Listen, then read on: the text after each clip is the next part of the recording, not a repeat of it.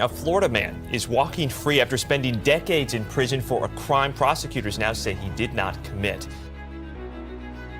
The state's case back in 1991 rested largely upon that positive identification. There was really no other evidence. My name is Thomas Renard James, and I was wrongly convicted for murder.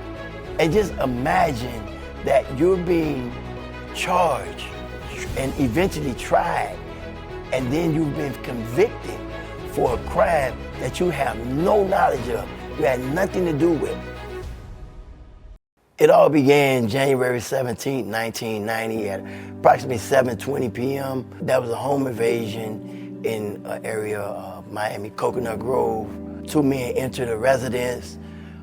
Inside the residence, one of the victims was shot and he died as a result of that gunshot. It was a botched robbery.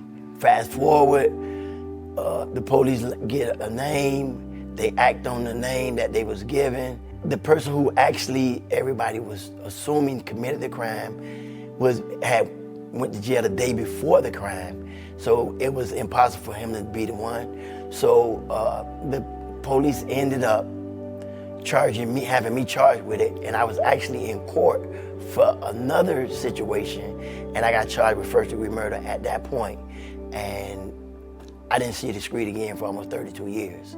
During my incarceration, I told everybody that had an ear that would listen. I wrote to almost any and everybody, protesting my innocence. And in the course of me telling people my story over the years, eventually two people that I told, not that they was the only ones that took my story and ran with it, but their story netted results.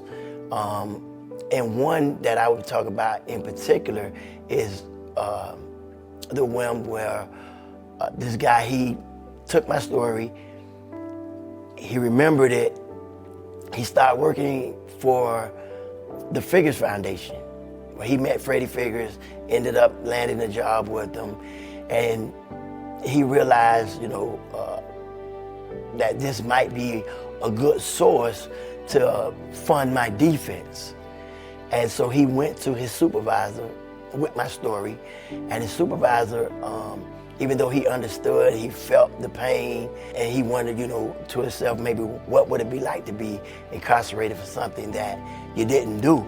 Because his wife is an attorney, that she might be able to give some assistance, some type of guidance, some type of advice. So he took the story to his wife. She became curious, based on the limited facts that she was given initially. In regards to that, there was a conversation that was had between me and the person that told them about me.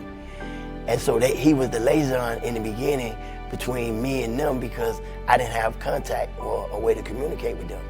To me, the courts wasn't recognizing pro se litigants. Most of us that's incarcerated, we understand that most time we get rubber stamp, what they call rubber stamp. And so, long story short, she ended up, based on that conversation we had that day in that first meeting, I went to the dorm, I pulled the necessary paperwork that supported everything that we had spoke on. We started dialoguing back and forth. She had questions, I answered them, I sent more paperwork, and then she was able to come back and see me again.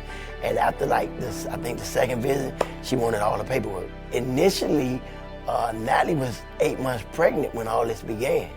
She was so caught up into maintaining her oath of office when it comes to Constitution and stuff like this, and realized that it would be an injustice to humanity to know or have the possibility in front of you that somebody has been wrongly convicted and ignore it.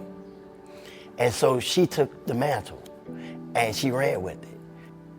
For her to be in labor and still demand that my paperwork be brought to her so she can pour through it, enduring pain and deal with my paperwork while she's bringing a life into the world, is amazing. That speaks volumes about her and her integrity to her oath of office.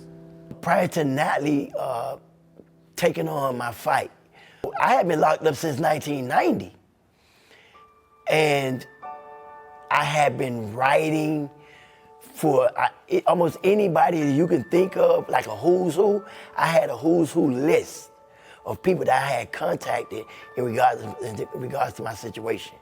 For almost 3 decades, my cries fell on deaf ears until my cry made it to Freddie Figure's ear, and which in turn led to Natalie Figure's ear.